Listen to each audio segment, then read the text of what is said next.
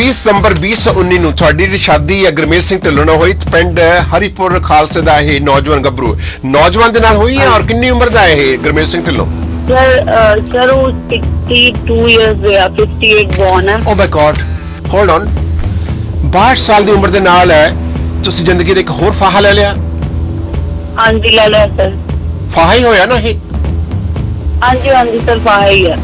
ਸਿਆਪਾ ਗੱਲ ਪਾ ਲਿਆ ਤੁਸੀਂ 62 ਸਾਲ ਦੀ ਉਮਰ ਦੇ ਵਿੱਚ ਤੁਹਾਨੂੰ ਕੀ ਲੋੜ ਸੀ ਵਿਆਹ ਕਰਾਉਣ ਦੀ? ਤੁਸੀਂ ਡੂ ਟੈਲ ਮੀ ਕਮਨ ਬੇਬੀ 62 ਸਾਲ ਜਿੱਦਾਂ ਹਾਂਜੀ ਸਰ ਏਜ ਨਹੀਂ ਸੀ ਪਤਾ ਉਹਨਾਂ ਨੇ ਝੂਠ ਬੋਲਿਆ ਸੀ 52 ਇਅਰਸ ਦੱਸਿਆ ਸੀਗਾ। ਨਹੀਂ ਤੁਸੀਂ ਵਿਆਹ ਤੁਸੀਂ ਕਰਾਇਆ ਜਦ ਤੁਸੀਂ ਦੇਖਿਆ ਮੁੰਡੇ ਨੂੰ ਨੀਲ ਤੁਸੀਂ ਇੰਨੇ ਮਤਲਬ ਤੁਹਾਡੀ ਇੰਨੀ ਪਰਸਨੈਲਿਟੀ ਹੈ ਬੀਬਾ ਔਰ ਜਦ ਤੁਸੀਂ ਦੇਖਿਆ ਲੜਕੇ ਤੁਸੀਂ ਦੇਖਿਆ ਸੀ ਨਾ ਵਿਆਹ ਤੋਂ ਪਹਿਲਾਂ ਜਿਹਨੇ ਸ਼ਾਦੀ ਕਰਾਉਣੀ ਆ?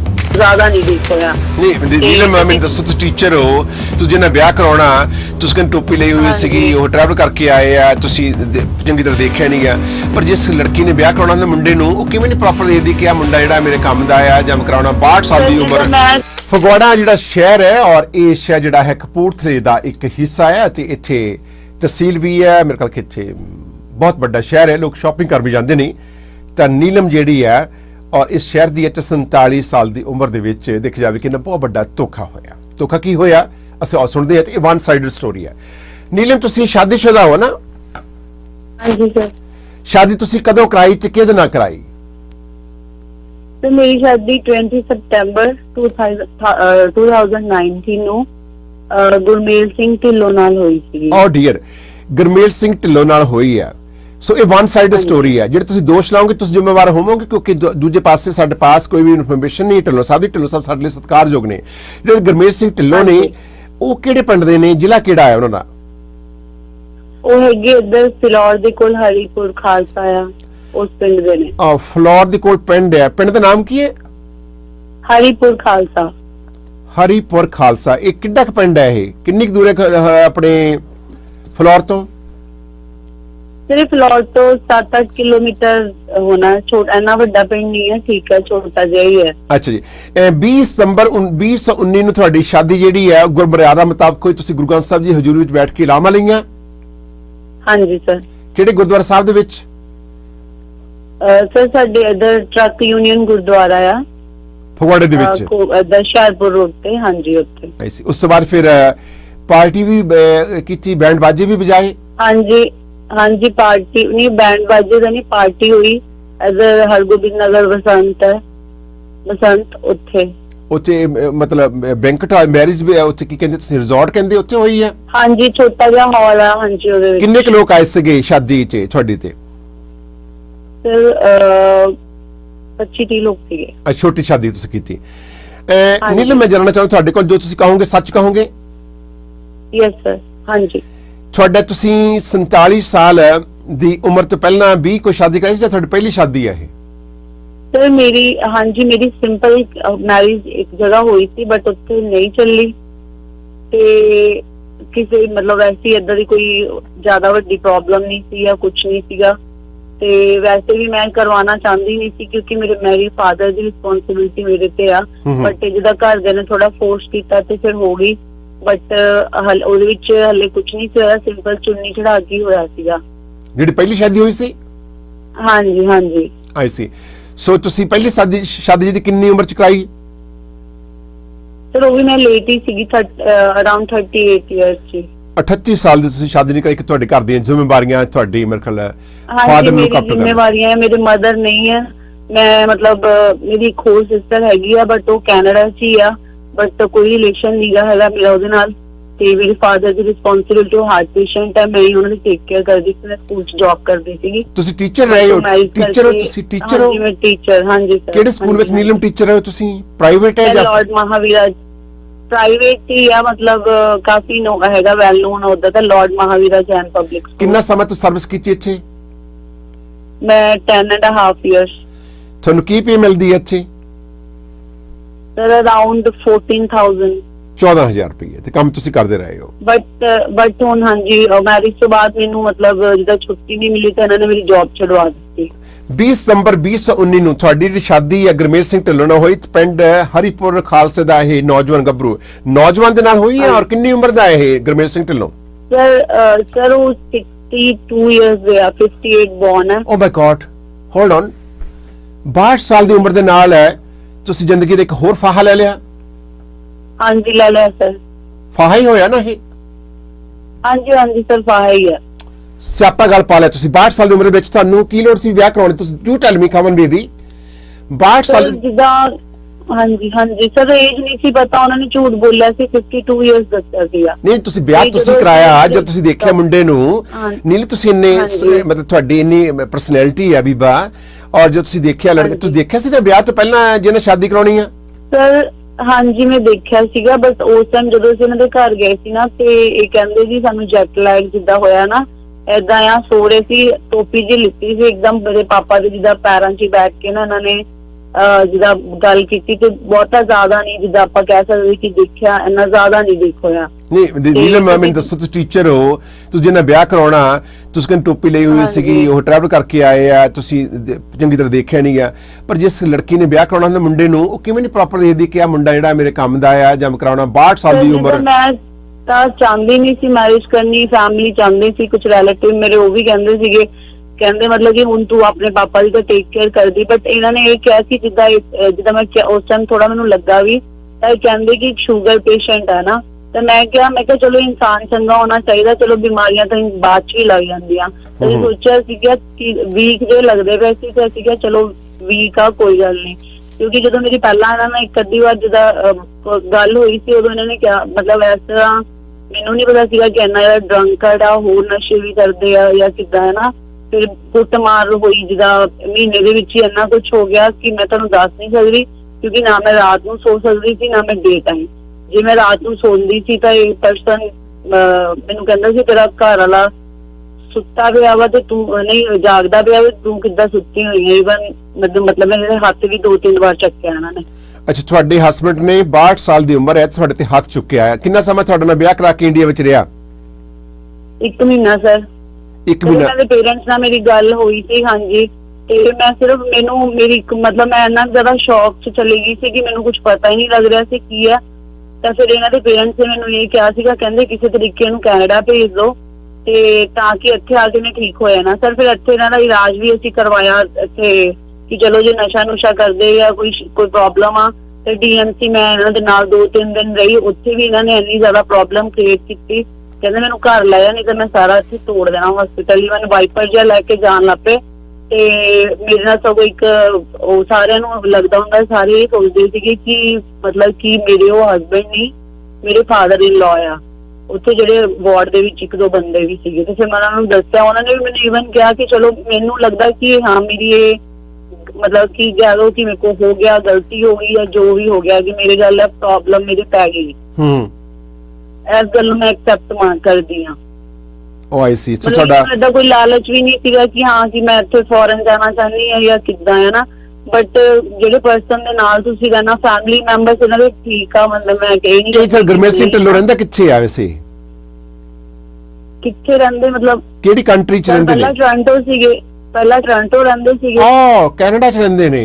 ਮਾਈ ਗॉड। ਅੱਛਾ ਤੇ ਹੁਣ ਉਹ ਆਪਣੇ ਪੇਰੈਂਟਸ ਕੋਲ ਮੂਵ ਹੋ ਚੁੱਕੇ ਆ। ਪੇਰੈਂਟਸ ਕਿੱਥੇ ਰਹਿੰਦੇ ਨੇ? ਉੱਥੇ ਚਲੇ ਗਏ, ਕੋਈ ਸਟੋਨੀ ਕ੍ਰੀਕ ਸੀਗਾ ਕੁਛ ਏਦਾਂ, ਉੱਥੇ ਹੀ ਸੀਗੇ ਇਹ। ਸਟੋਨੀ ਕ੍ਰੀਕ, ਅੱਛਾ ਉੱਥੇ। ਪਰ ਗੁਰਮੇਲ ਸਿੰਘ ਢਿੱਲੋਂ ਜੀ ਸਾਡੇ ਵਾਸਤੇ ਸਤਿਕਾਰਯੋਗ ਨਹੀਂ, ਹੁਣ ਤੁਸੀਂ ਦੋਸ਼ ਲਾ ਰਹੇ ਹੋ ਕਿ ਉਹ ਸ਼ਰਾਬ ਪੀਂਦੇ ਨੇ, ਨਸ਼ਾ ਕਰਦੇ, ਬੀ ਡੋਟ ਨੋ, ਹੋ ਸਕਦਾ ਕਿ ਤੁਸੀਂ ਉਹਨਾਂ ਨਾਲ ਧੋਖਾ ਕੀਤਾ ਹੋਵੇ ਔਰ ਤੁਸੀਂ ਜਦੋਂ 4 ਲਾਵਾਂ ਲੈ ਲਈਆਂ ਉਸ ਤੋਂ ਬਾਅਦ ਤੁਸੀਂ ਉਹਦੇ ਵਿੱਚ ਨੁਕਸ ਕੱਢ ਰਹੇ ਹੋ ਜੀ, ਉਹ ਹੁਣ ਬੁੱਢਾ ਹੈ ਜੀ ਔਰ ਤੁਹਾਨੂੰ ਕੁੱਟਦਾ ਸੀਗਾ, ਤੇ ਜੇ ਕੁੱਟਦਾ ਸੀਗਾ ਤੁਸੀਂ ਫਿਰ ਆਈ ਡੋਟ ਨੋ ਤੁਹਾਨੂੰ ਫਿਰ ਵਾਅਦਾ ਕੀ ਕੀਤਾ ਸਪਾਂਸਰ ਕਰਨ ਦਾ, ਫਿਰ ਸਪਾਂਸਰ ਕੀਤਾ ਤੁਹਾਨੂੰ? ਸਰ ਨਹੀਂ, ਕੁਝ ਸਤੰਬਰ ਵਿੱਚ ਆਏ, ਅਕਤੂਬਰ ਨਵੰਬਰ ਦਸੰਬਰ ਪੇਪਰ ਤਿਆਰ ਕਰਦੇ ਨੂੰ ਕੋਵਿਡ ਹੋ ਗਿਆ, ਉਸ ਤੋਂ ਬਾਅਦ ਸਭ ਕੁਝ ਸ਼ਟ ਡਾਊਨ ਹੋ ਗਿਆ, ਇਹ ਵੀ ਇੱਕ ਪ੍ਰੋਬਲਮ ਹੈ ਨਾ? ਸਰ ਨਹੀਂ, ਪੇਪਰ ਨਹੀਂ ਤਿਆਰ ਕੀਤੇ ਉਹਨਾਂ ਨੇ, ਪੇਪਰ ਵੀ ਨਹੀਂ ਤਿਆਰ ਕੀਤੇ। ਉਹ ਕਹਿੰਦੇ ਸੀਗੇ ਕਿ ਜਿੱਦਾਂ ਮਤਲਬ ਕੋਈ ਪੇਪਰ ਤਿਆਰ ਨਹੀਂ ਹੋਏ, ਮਤਲਬ ਜਿੱਦਾਂ ਨਾ ਉੱਥੇ ਇੰਨਾ ਜ਼ਿਆਦਾ ਡਰਿੰਕ ਕਰਕੇ ਮੈਨੂੰ ਕਾਲ ਕੀਤੀ ਜਾਂਦੀ ਸੀ ਕਿ ਮੈਂ ਉਦੋਂ ਵੀ ਮੈਂਟਲੀ ਬਹੁਤ ਜ਼ਿਆਦਾ ਟੌਰਚਰ ਹੁੰਦੀ ਪਈ ਸੀ। ਤੁਹਾਡੇ ਹੱਥ ਚੁੱਕੇ ਤੁਹਾਨੂੰ ਕੁੱਟੇ ਵੀ ਇਹਨੇ ਗੁਰਮੇਲ ਸਿੰਘ ਢਿੱਲੋਂ ਨੇ?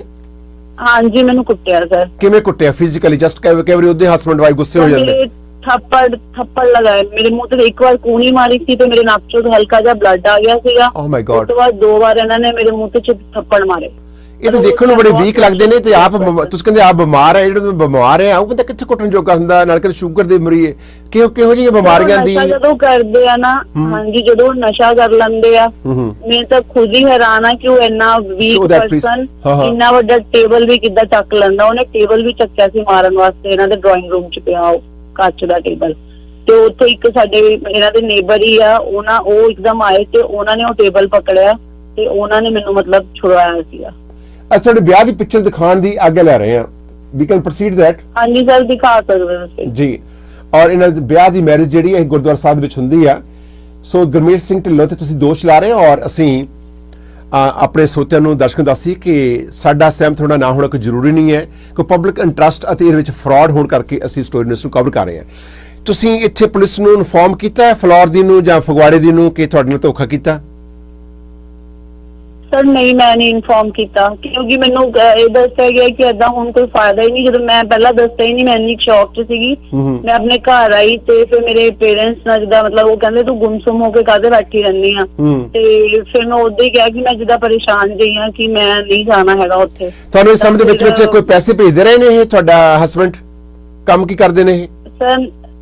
ਸਰ ਇਹ ਕਹਿੰਦੇ ਸੀਗੇ ਕਿ ਮੈਂ ਪਹਿਲਾਂ ਜੀ ਮੈਂ ਟਰੱਕ ਚਲਾਉਂਦਾ ਸੀਗਾ, ਮੇਰੇ ਕੋਲ ਐਕਸੀਡੈਂਟ ਹੋ ਗਿਆ ਸੀਗਾ ਜਿਹਦੇ ਕਰਕੇ ਮੈਨੂੰ ਗਵਰਨਮੈਂਟ ਪੈਸੇ ਦਿੰਦੀ ਪਈ ਆ ਜਾਂ ਪਤਾ ਨਹੀਂ ਕੰਪਨੀ ਦੇ ਰਹੀ ਆ, ਕੁਛ ਏਦਾਂ ਕਰਕੇ ਦੱਸਿਆ ਸੀ। ਤਾਂ ਫਿਰ ਬਾਅਦ ਚ ਕਹਿੰਦੇ ਸੀ ਕਿ ਮੈਂ ਟਰੱਕ ਹੀ ਚਲਾਉਣਾ ਆ, ਕਿ ਮੈਂ ਚਲਾਉਣ ਲੱਗ ਪੈਣਾ। ਪਰ ਜਿਸ ਹਿਸਾਬ ਨਾਲ ਉਹਨਾਂ ਦੀ ਕੰਡੀਸ਼ਨ ਆ, ਜਿੱਦਾਂ ਨਸ਼ਾ ਕਰਦੇ ਆ, ਮੈਨੂੰ ਤਾਂ ਨਹੀਂ ਲੱਗਦਾ ਕਿ ਉਹ ਚਲਾ ਸਕਦੇ ਹੋਣਗੇ।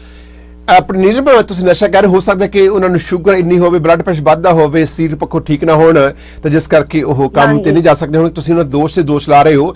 ਆਫਟਰ ਆਲ ਤੁਸੀਂ ਉਹਨਾਂ ਨੇ ਸ਼ਾਦੀ ਕੀਤੀ, ਤੁਸੀਂ ਉਹਨਾਂ ਦੇ ਵਾਈਫ ਹੋ ਹਾਲੇ ਵੀ, ਔਰ ਤੁਸੀਂ ਸਰ ਹਾਂਜੀ ਮੈਂ ਉਹਨਾਂ ਦੀ ਵਾਈਫ ਹਾਂ, ਮੈਂ ਏਦਾਂ ਨਹੀਂ ਕਹਿੰਦੀ ਹੈਗੀ। ਹਾਂਜੀ ਤੇ ਤੁਹਾਨੂੰ ਉਹਨੇ ਖਰਚਣ ਨੂੰ ਕੋਈ ਪੈਸਾ ਨਹੀਂ ਦਿੱਤਾ ਫਿਰ? ਸਰ ਨਹੀਂ, ਮੈਂ ਇੱਕ ਵਾਰ ਦੱਸਦੀ ਕਿ ਜਦੋਂ ਪਹਿਲਾਂ ਗਏ ਆ ਉਦੋਂ ਮੈਂ ਉਹਨਾਂ ਨੂੰ ਬਹੁਤ ਵਾਰ ਕਿਹਾ, ਜਿੱਦਾਂ ਮਦਰ ਮਤਲਬ ਉਹਨਾਂ ਦੀ ਮਾਤਾ, ਉਹਨਾਂ ਨੂੰ ਮੈਂ ਕਿਹਾ ਐਟਲੀਸਟ ਤੁਸੀਂ ਮੈਨੂੰ ਪ੍ਰੋਮਿਸ ਕੀਤਾ ਸੀ ਕਿ ਸਕੂਲ ਛੱਡ ਦੋ, ਕਿ ਤੈਨੂੰ ਮਹੀਨੇ ਖਰਚਾ ਆਇਆ ਕਰੂਗਾ, ਬਟ ਮੈਨੂੰ ਕੋਈ ਖਰਚਾ ਨਹੀਂ ਆਇਆ। ਫਿਰ ਤੁਸੀਂ ਕਿੱਦਾਂ ਗੁਜ਼ਾਰਾ ਕੀਤਾ? ਮੈਂਟਲੀ ਟਾਰਚਰ, ਇੱਕ ਦਿਨ ਇੰਨਾ ਜ਼ਿਆਦਾ ਡਰਿੰਕ ਕਰਕੇ ਮੈਨੂੰ ਕਾਲ ਕੀਤੀ ਤੇ ਉਸ ਟਾਈਮ ਇਹ ਟੋਰਾਂਟੋ ਹੀ ਸੀਗੇ ਤੇ ਮੈਨੂੰ ਕਹਿੰਦੇ ਮੇਰੇ ਘਰ ਦਾ ਐਡਰੈਸ ਦੱਸ। ਮੈਨੂੰ ਪਤਾ ਹੀ ਨਾ ਲੱਗ, ਮੈਂ ਕਿਹਾ ਮੈਂ ਘਰ ਦਾ ਐਡਰੈਸ ਤੁਹਾਨੂੰ ਕਿੱਦਾਂ ਦੱਸ ਸਕਦੀ, ਮੈਂ ਕਿਹੜਾ ਕੈਨੇਡਾ ਚ, ਮੈਂ ਤਾਂ ਇੰਡੀਆ ਦੇ ਵਿੱਚ ਆ, ਹੈਨਾ। ਤੇ ਮੈਨੂੰ ਗਾਲਾਂ ਕੱਢ ਕੇ ਮੈਨੂੰ ਕਿਹਾ ਏਦਾਂ, ਮਤਲਬ ਕਿਹਾ ਕਿ ਮੈਨੂੰ ਐਡਰੈਸ ਦੱਸ ਤੂੰ ਇੱਥੇ ਕਿੱਥੇ ਆ। ਨਹੀਂ ਐਡਰੈਸ ਗਾਲਾਂ ਕੀ ਕੱਢੀਆਂ ਦੱਸੋ ਮੈਨੂੰ। ਸਰ ਜਿੱਦਾਂ ਭੈਣ ਦੀ ਮਾਂ ਦੀ।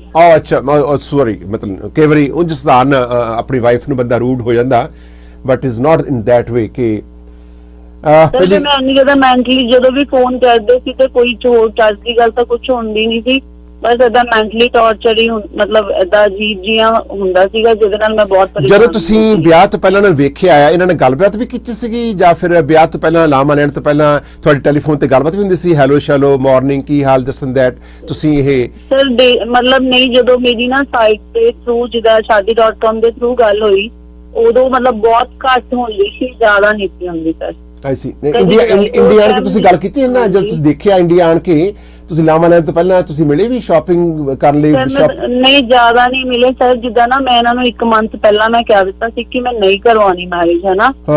ਤੇ ਇਹਨਾਂ ਨੂੰ ਮੈਂ ਜਵਾਬ ਦੇ ਦਿੱਤਾ ਸੀ। ਇਹ ਫਿਰ ਮਤਲਬ ਬਿਲਕੁਲ ਕੋਈ ਗੱਲਬਾਤ ਨਹੀਂ ਸੀਗੀ। ਜਦੋਂ ਇਹ ਕਿਤੇ ਇੱਥੇ ਇੰਡੀਆ ਆਏ ਤਾਂ ਇਹਨਾਂ ਨੇ ਮੈਨੂੰ ਸਵੇਰੇ ਕਾਲ ਆਈ, ਮੈਨੂੰ ਕਹਿੰਦੇ ਕਿ ਮਤਲਬ ਮੈਂ ਆ ਨਾਮ ਬੋਲਦਾ, ਮੈਂ ਕਿਹਾ ਹਾਂਜੀ, ਤੇ ਕਹਿੰਦੇ ਤੁਸੀਂ ਮੈਰਿਜ ਮਤਲਬ ਮੈਂ ਨਾ ਮਤਲਬ ਇੰਡੀਆ ਆਇਆ ਹਾਂ, ਤੂੰ ਮਿਲ ਲਾ, ਮਤਲਬ ਸਾਨੂੰ ਮਿਲ ਲਾ। ਮੈਂ ਕਿਹਾ ਨਹੀਂ, ਮਤਲਬ ਕਿ ਮੈਂ ਨਹੀਂ ਮਿਲਣਾ, ਮੈਂ ਕਰਵਾਉਣੀ ਨਹੀਂ ਹੈਗੀ, ਕਿ ਮੇਰਾ ਕਜ਼ਨ ਆ, ਕਿ ਮਤਲਬ ਮੈਂ ਜਿੱਦਾਂ ਕਹਿਤਾ ਕਿ ਨਹੀਂ ਕਰਵਾਉਣੀ ਮੈਂ। ਤੇ ਇਹ ਕਹਿੰਦੇ ਕਿ ਨਹੀਂ ਚੱਲ ਠੀਕ ਹੈ ਜੀ, ਨਹੀਂ ਕਰਵਾਉਣੀ ਕੋਈ ਗੱਲ ਨਹੀਂ, ਤੁਸੀਂ ਇੱਥੇ ਆ ਤਾਂ ਜਾਓ। ਨੀਲਮ ਤੁਹਾਡੀ ਸਿਸਟਰ ਕੈਨੇਡਾ ਵਿੱਚ ਰਹਿੰਦੀ ਹੈ ਤੇ ਤੁਹਾਡੀ ਸਿਸਟਰ ਛੋਟੀ ਜਾਂ ਵੱਡੀ ਹੈ ਤੁਹਾਡੇ ਨਾਲ? ਸਰ ਮੇਰੀ ਸਿਸਟਰ ਛੋਟੀ ਆ ਮੇਰੇ ਤੋਂ ਕਾਫੀ ਜ਼ਿਆਦਾ। ਤੇ ਤੁਹਾਡੇ ਨਾਲ ਬੋਲਦੇ ਨਹੀਂ ਹੋ? ਸਰ ਨਹੀਂ। ਕਾਰਨ ਕੀ ਹੈ ਬੇਟਾ ਇਹ? ਵਾਟਸ ਰੀਜ਼ਨ ਕਿ ਦੋਨਾਂ ਭੈਣਾਂ ਦਾ ਮਾਂ ਦਾ ਨਾ ਹੋਣਾ, ਪੀ ਬਿਮਾਰ ਹੋਵੇ ਤੇ ਛੋਟੀ ਭੈਣ, ਤੁਸੀਂ ਵਿਆਹ ਤੁਹਾਡੀ ਭੈਣ ਨੇ ਜਦੋਂ ਕੀਤਾ ਤੁਸੀਂ ਅਟੈਂਡ ਕੀਤਾ ਸੀ ਵਿਆਹ ਉਹਦਾ ਨਾ? ਨੀਲਮ ਹਾਂਜੀ। Come on baby, why are you crying? It's okay sir, ਗੱਲ ਕਰ ਸਕਦੇ। Oh come on please. Okay sir. Neelam, please have a glass of water, dear. Come on. Please ਪਾਣੀ ਲਾਓ ਤੁਸੀਂ ਗਲਾਸ। ਤੁਸੀਂ ਡਿਸਟਰਬ ਹੋ ਗਏ ਹੋ। ਤੁਸੀਂ ਤੁਹਾਡੀ ਮਾਂ ਵੀ ਹੈ ਨਹੀਂ ਗੀ, ਫਾਦਰ ਤੁਹਾਡਾ ਬਿਮਾਰ ਹੈ, ਘਰ ਵਾਲਾ ਬਿਮਾਰ ਹੈ, ਤੁਹਾਡਾ ਨਾਲ ਵਿਆਹ ਕਰਾ ਕੇ ਤੁਹਾਨੂੰ ਬੁਲਾ ਨਹੀਂ ਰਿਹਾ। ਆਈ ਡੋਂਟ ਨੋ ਇਹ ਸਟੋਰੀ ਵਨ ਸਾਈਡਡ ਹੈ, ਪਰ ਮੈਨੂੰ ਨਹੀਂ ਲੱਗਦਾ ਗੁਰਮੀਤ ਸਿੰਘ ਢਿੱਲੋਂ ਜੀ ਤੁਹਾਡੇ ਵਾਸਤੇ ਮਾੜਾ ਸੋਚਦੇ ਹੋਣਗੇ, ਕਿਉਂਕਿ ਹੋ ਸਕਦਾ ਕਿ ਨੀਲਮ ਤੁਸੀਂ ਸਮਝੇ ਨਹੀਂ ਹੋਵੋਗੇ ਗੁਰਮੀਤ ਸਿੰਘ ਢਿੱਲੋਂ ਨੂੰ ਸ਼ੂਗਰ ਵੀ ਆ, ਤੁਸੀਂ ਕਹਿੰਦੇ ਹਸਪੀਟਲ ਵੀ ਗਏ ਆ।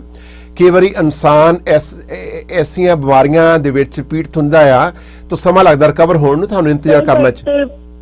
ਨਹੀਂ ਸਰ, ਮੈਂ ਮਤਲਬ ਜੋ ਮੰਥ ਦੇ ਵਿੱਚ ਉੱਥੇ ਦੇਖ ਲਿਆ ਨਾ, ਮੈਂ ਮਤਲਬ ਨਹੀਂ ਰਹਿ ਸਕਦੀ।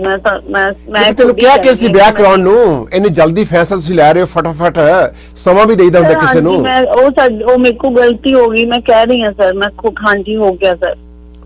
ਪਰ ਤੁਹਾਡੀ ਸਿਸਟਰ ਜਿਹੜੀ ਆ ਉਹ ਕਿਹੜੇ ਸ਼ਹਿਰ ਚ ਰਹਿੰਦੀ? ਆਈ wood ask you that, but ਮੈਨੂੰ ਦੁੱਖ ਹੈ ਚੀਜ਼ ਦਾ। ਤੁਹਾਡੀ ਸਿਸਟਰ ਨੂੰ ਪਤਾ ਕਿ ਤੁਸੀਂ ਕੈਨੇਡਾ ਵਿੱਚ ਕਿਸੇ ਵਿਅਕਤੀ ਨਾਲ ਵਿਆਹ ਕਰਾਉਣ ਲੱਗੇ ਹੋ ਤੇ ਵਿਆਹ ਕਰਾ ਲਿਆ? ਨਹੀਂ ਸਰ, 13 ਇਅਰਸ ਹੋ ਗਏ, ਕੋਈ ਲਿੰਕ ਨਹੀਂ। 12 ਸਾਲ ਤੋਂ ਕੋਈ ਲਿੰਕ ਨਹੀਂ ਹੈ। ਤੁਹਾਡੀ ਭੈਣ ਵੀ ਨਹੀਂ ਤੁਹਾਡੇ ਨਾਲ ਬੋਲਦੀ, ਤੁਹਾਡਾ ਘਰ ਵਾਲਾ ਵੀ ਤੁਹਾਡੇ ਨਾਲ ਵਿਆਹ ਕਰਾ ਕੇ ਚਲੇ ਗਿਆ। ਨੀਲਮ ਤੁਸੀਂ ਸਕੂਲ ਵਿੱਚ ਸੀਗੇ, ਸਕੂਲ ਵਾਲਿਆਂ ਨੇ ਤੁਹਾਨੂੰ ਕੱਢ ਵੀ ਦਿੱਤਾ ਆ। Neelam you tell me one thing baby, ਕਿ ਤੁਹਾਡਾ ਕੋਈ ਸੁਭਾਅ ਬਹੁਤਾ ਮਤਲਬ ਅੜੀਅਲ ਤਾਂ ਨਹੀਂ ਆ, ਤੁਸੀਂ ਮਤਲਬ ਗੁੱਸੇ ਵਾਲੇ ਤਾਂ ਨਹੀਂ ਹੋ? ਨਹੀਂ ਸਰ, ਨਹੀਂ ਏਦਾਂ ਦੀ ਕੋਈ ਗੱਲ ਨਹੀਂ। ਮੈਂ ਇਹ ਸਾਰਾ ਕੁਝ ਤੁਹਾਡੀ ਜ਼ਿੰਦਗੀ ਵਿੱਚ ਕਿਉਂ ਹੋ ਗਿਆ ਇੰਨਾ ਕੁਛ ਬੇਟਾ? ਸਰ ਇਹ ਤਾਂ ਪਤਾ ਨਹੀਂ, like why you doing this things? Neelam ਮੈਨੂੰ ਬੜਾ ਦੁੱਖ ਹੈ ਤੁਹਾਡੇ ਤੋਂ, ਤੁਸੀਂ ਇੱਕ ਔਰਤ ਹੋ ਔਰ 47 ਸਾਲ ਦੀ ਉਮਰ ਹੈ, ਤੁਸੀਂ 62 ਸਾਲ ਦੇ ਬਜ਼ੁਰਗ ਦੇ ਨਾਲ ਵਿਆਹ ਕਰਾਇਆ ਔਰ ਤੁਸੀਂ ਹੁਣ ਕੰਪਲੇਂਟ ਕਰ ਰਹੇ ਹੋ ਜੀ ਉਹਨੂੰ ਸ਼ੂਗਰ ਹੈ ਜੀ, ਉਹਨੇ ਤੁਹਾਡੇ ਮਾਰਿਆ ਜੀ। ਜਿਹੜਾ ਬੰਦਾ ਸ਼ੂਗਰ ਦਾ ਮਰੀਜ਼ ਹੈ ਹਸਪੀਟਲ ਆਇਆ ਹੋਵੇ, ਤੁਸੀਂ ਕਹਿ ਰਹੇ ਕਿ ਤੁਹਾਡੇ ਥੱਪੜ ਮਾਰਿਆ, ਤੁਹਾਡੀ ਬਲੀਡਿੰਗ ਗਈ ਆ, ਉਸ ਤੋਂ ਬਾਅਦ ਤੁਸੀਂ ਇਹ ਕਿਹਾ ਕਿ ਉਹਨੇ ਟੇਬਲ ਵੀ ਚੁੱਕ ਲੈਂਦਾ ਸੀ ਨਾ ਭਾਰਾ, ਉਹਨਾਂ ਨੇ ਭਾਰਤਾ ਚੱਕਿਆ। ਟੇਬਲ ਛੋਟਾ ਜਿਹਾ ਵੱਡਾ ਟੇਬਲ?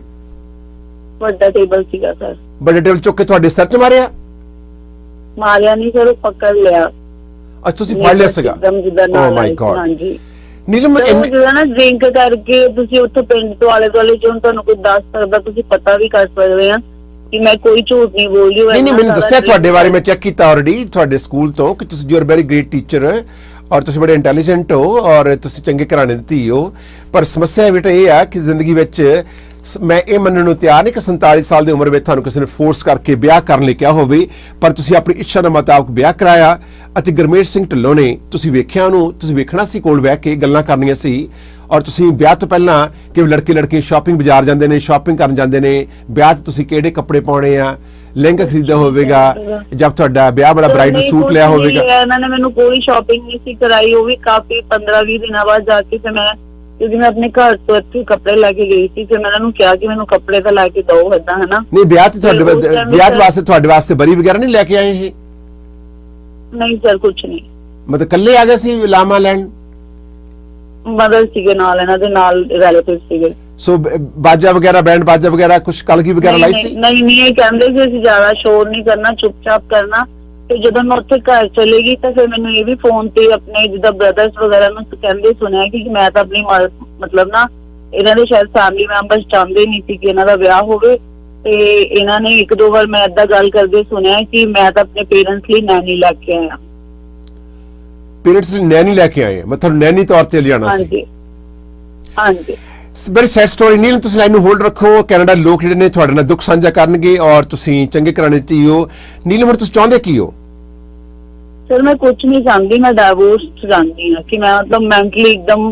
ਤੁਹਾਨੂੰ ਇਹਨਾਂ ਨੇ 20 ਸਤੰਬਰ ਤੋਂ ਬਾਅਦ ਕੋਈ ਪੈਸਾ ਦਿੱਤਾ ਜਾਂ ਤੁਸੀਂ ਪੈਸਾ ਲਿਆ ਨਾ ਤੋਂ, ਜਾਂ ਤੁਹਾਡਾ ਅਕਾਊਂਟ ਕੋਈ ਸਾਂਝਾ ਸੀ? ਸਰ ਹਾਂਜੀ, ਮੇਰਾ ਸਾਂਝਾ ਅਕਾਊਂਟ ਇਹਨਾਂ ਦੇ ਨਾਲ ਸੀਗਾ। ਫਿਰ ਜਦੋਂ ਮੈਨੂੰ ਕੋਈ ਖਰਚਾ ਨਹੀਂ ਮਿਲਿਆ, ਮੈਂ ਪਿੰਡ ਤੋਂ ਜਾ ਕੇ ਇਹਨਾਂ ਦਾ 1,41,000 ਰੁਪਇਆ ਸੀਗਾ ਬੈਂਕ ਦੇ ਵਿੱਚ, ਜਿਹਦੇ ਵਿੱਚੋਂ ਮੈਂ 5-6 ਹਜ਼ਾਰ ਮੇਰਾ ਆਲਰੇਡੀ ਛੱਡਿਆ ਆ।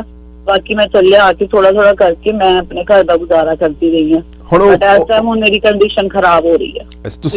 ਤੁਸੀਂ ਆਪਣੇ ਸੱਸ ਸਹੁਰੇ ਨੂੰ ਫੋਨ ਕੀਤਾ ਗੁਰਮੀਤ ਸਿੰਘ ਜੀ ਦੇ ਢਿੱਲੋਂ ਜੀ ਦੇ ਪੂਜਨੀਕ ਬਜ਼ੁਰਗ ਜਿਹੜੇ ਨੇ, ਸਤਿਕਾਰਯੋਗ ਸਾਡੇ ਨੇ, ਔਰ ਉਹਨਾਂ ਨਾਲ ਗੱਲ ਕੀਤੀ ਹੈ? ਉਹਨਾਂ ਨਾਲ ਮੇਰੀ ਗੱਲ ਹੁੰਦੀ ਸੀਗੀ ਤੇ ਉਹ ਮੈਨੂੰ ਉਹਨਾਂ ਨੇ ਇਹ ਵੀ ਗੱਲ ਕਹੀ ਸੀਗੀ ਕਿ ਕਹਿੰਦੇ ਜੇ ਬਾਈ ਦੀ ਵੀ ਤੇਰਾ ਇਹਦੇ ਨਾਲ ਨਹੀਂ, ਉਹ ਕਹਿੰਦੇ ਮਤਲਬ ਜਿਹੜੇ ਮੇਰੇ ਫਾਦਰ ਇਨ ਲਾਅ ਸੀ ਨਾ, ਉਹ ਨਹੀਂ ਚਾਹੁੰਦੇ ਸੀ ਕਿ ਇਹ ਮੈਰਿਜ ਹੁੰਦੀ। ਫਿਰ ਮੈਂ ਕਿਹਾ ਤੁਸੀਂ ਸਾਨੂੰ ਦੱਸ ਦਿੰਦੇ। ਕਹਿੰਦੇ ਉਹਨਾਂ ਨੇ ਮੈਨੂੰ ਇਹ ਕਿਹਾ, ਕਹਿੰਦੇ ਤੁਸੀਂ ਬਹੁਤ ਕਾਲੀ ਕੀਤੀ ਨਾ।